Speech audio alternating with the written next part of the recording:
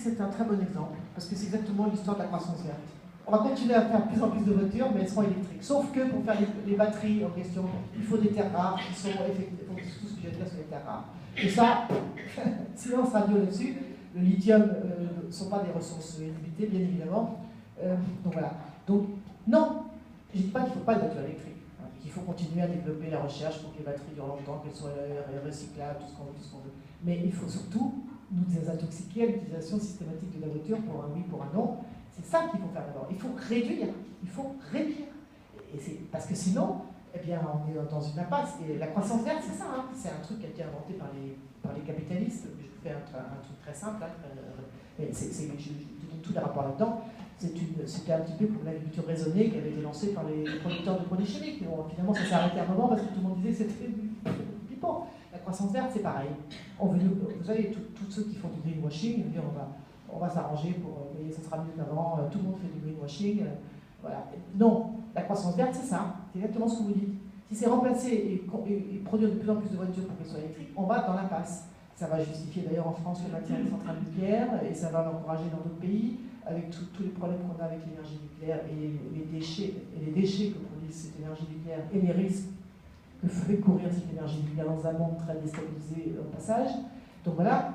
Non, la première question, c'est de se dire dans les villes, en 2034, je raconte que dans les villes, il n'y a plus de voitures particulières. Plus de tout.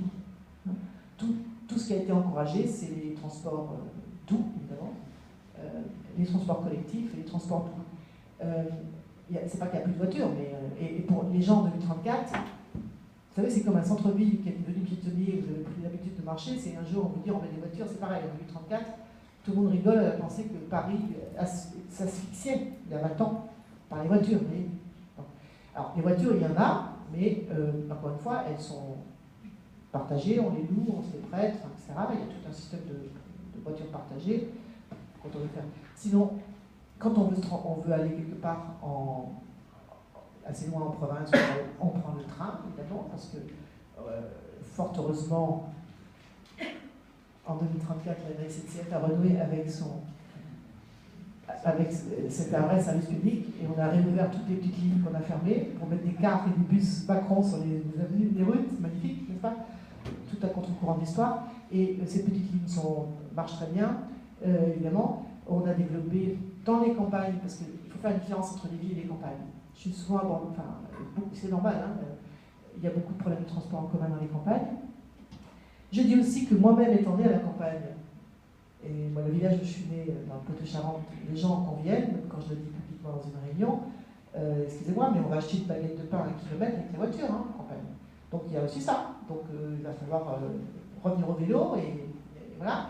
Mais il faut évidemment développer les transports en commun, donc il faut faire une différence entre la ville et la campagne en termes de transport. D'accord ? La voiture sera plus présente à la campagne qu'elle ne le sera en ville, évidemment. Après, il faut éviter, vous avez tout l'étalement urbain tel qu'il a été créé, y compris à la campagne, toutes ces zones commerciales, ces lotissements, tout ça c'est fini. Ce qui va être encouragé quand on aura fait la grande transition, c'est évidemment des éco-villages, des éco-hameaux, zéro déchet, zéro carbone, intergénérationnel, c'est ça qu'on va privilégier. Mais on va privilégier des immeubles pas très grands, mais on va arrêter de faire des zones pavillonnaires, avec des maisons toutes pareilles, c'est bon pour le PIB, hein, on y va, mais qui font qu'on a besoin de la voiture en plus. Vous voyez. Donc tout ça, mais il y a plein d'architectes qui travaillent là-dessus. Il y a un livre formidable que je vous invite à lire, ça a été fait par l'Université de Toronto, et c'est un beau livre, il y a eu une exposition au Palais du Luxembourg, Carrot City, ça s'appelle. Voilà, ça porte bien son nom. Et ça montre toutes les expériences d'agriculture urbaine dans le monde et vers quoi on devrait aller et comment la ville va être transformée par ces nouveaux challenges. C'est extraordinaire en termes de créativité, d'emplois créés, de nouveaux métiers, mais c'est magnifique. Franchement, c'est comme tout ce qu'on peut faire.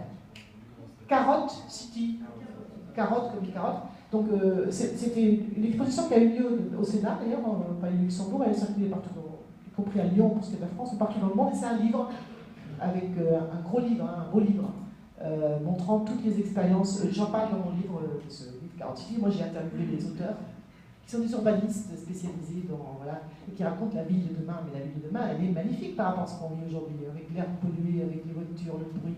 Elle est magnifique. Et c'est pas du sacrifice. On est libéré. toute cette espèce de, enfin, vous voyez, de stress, qu'on se veut plus si nos enfants ne tombent pas malades dans l'école à pied à Paris. Enfin, franchement, vous voyez, c'est pas continuer comme ça quand même. Enfin, et enfin, voilà. Et tu verras, ce livre, bon, il y a plein de bonnes nouvelles. Hein. Il faut s'accrocher aux bonnes nouvelles, mais il faut faire en sorte qu'elles deviennent majoritaires. Voilà. En douceur, sans violence. Question. Ouais. Bon, sinon je parle fort. Puisque vous parliez de bonnes nouvelles, est-ce que vous pourriez nous en donner encore plus? Il faut que les récits penchent petit à petit justement vers les bonnes nouvelles et nous raconter 2034 un peu plus, nous faire un peu plus envie. Alors, 2034, J'ai lu le livre. Mais j'ai fait une version courte sur mon blog parce que je suis intervenue dans plein d'endroits et c'est vrai que ça permet d'imaginer ce qu'on peut faire. Alors, bon, donc moi j'imagine que, et ça, quand tu parles avec, je dis encore une fois, moi je suis une passeuse, hein, donc j'écoute beaucoup, et j'essaie de rencontrer les gens qui ont travaillé sur ces questions, etc. C'est pas du tout impossible. J'imagine que donc il y a eu le rapport du GIEC en avril 2014 et que Hollande comprend, bref. Et se passe ensuite une chose qui est possible. Et quand je vous dis ça comme ça, vous allez dire c'est n'importe quoi. En fait, ils pensent que tout le monde va considérer, tout le monde, les autres gouvernements, qu'il est fou, mais en fait, tout le monde n'attend que ça, pour faire simple. C'est-à-dire qu'il y a un moment, il y a un jeu de domino. Mais il faut que le premier ait le courage de se lancer. Vous voyez? Et je raconte comment finalement tout le monde va être embarqué, etc. Et que l'ONU, ça sera rebaptisé l'Organisation des Nations Unies pour la transition. Alors après, donc la Commission européenne est convaincue, à l'époque c'est Barack Obama, etc. Ils font une grande, on appelle ça la CGT, c'est la Convention pour la grande transition, c'est la CGT dans mon chronique. Il y a un certain nombre de mesures qui sont prises très rapidement parce qu'il faut stopper ce qui nous conduit dans le mur. Donc je te raconte la loi sur l'obsolescence programmée par exemple, mais par exemple, ils ne signent pas les accords de libre-échange, évidemment. Les accords de libre-échange, tels qu'ils sont faits actuellement, bon, moi j'ai fait un livre sur l'ALENA qui était le premier d'entre eux, l'accord de libre-échange d'Amérique du Nord, pour montrer l'impact à tout point de vue sur l'agriculture, sur la santé, notamment du Mexique. Parce que ces accords-là ne font qu'encourager le déplacement sur des milliers de kilomètres de n'importe quoi, que tout est bon. Du moment que ça circule, c'est bon pour le PIB, parce qu'on est dans cette logique-là. Hein. Ce qui compte, c'est plus il y a de kilomètres faits, meilleur c'est pour le PIB. Donc ils ne signent pas ces accords, ça paraît un détail, mais ce n'est pas du tout un détail. Ils prennent toute une série de mesures, donc le gouvernement français, mais d'autres pays aussi, pour encourager tout de suite la première révolution. La transition, elle est sur 3 piliers. Il y a le pilier alimentaire, capital, énergétique et financier, monétaire et économique, on va dire. Hein. Donc, la première révolution, c'est alimentaire, et c'est très important parce qu'il y a de plus en plus de gens qui sont inquiets pour ce qu'ils ont dans leur assiette, ils ont bien raison. Bon, moi, j'ai vu quand même des livres de films là-dessus, hein, le lien entre la mauvaise alimentation que nous avons issue du système agro-industriel et l'agriculture transformée n'est plus à démontrer. Je pense que là, il y a encore des résistances. Voilà. Donc, comment on fait concrètement?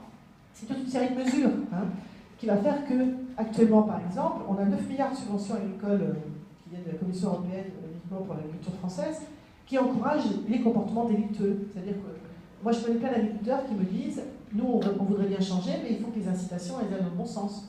Pour l'instant, les incitations, elles ne vont pas dans le bon sens. Les incitations, je veux dire économiques, mais il faut quand même vivre quand on est sur une ferme. Donc là, on change la politique agricole commune et on encourage la transition. Et donc là, il y en a plein d'agriculteurs qui n'attendent que ça. Ceux qui n'attendent pas ça, ce sont ceux qui sont liés à l'agro-business, hein, très clairement. Parce qu'eux, ils ne sont pas agriculteurs, en fait. Voilà, ils sont dans l'agro-business. Donc, on prend des mesures. Donc, tout ça, c'est des mesures d'incitation. Hein, parce que dans la transition, l'incitation doit retrouver le bon sens. L'incitation économique, etc. On repense très vite aussi le système d'éducation.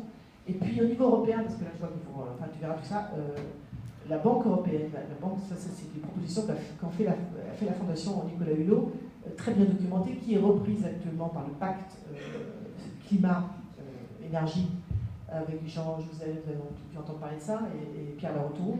Comment on peut financer la transition, c'est-à-dire que, et notamment par la Banque Centrale Européenne, qui, je rappelle, n'arrête pas d'émettre des titres, je donne des chiffres, des milliards, tout ça pour entretenir la spéculation. Hein.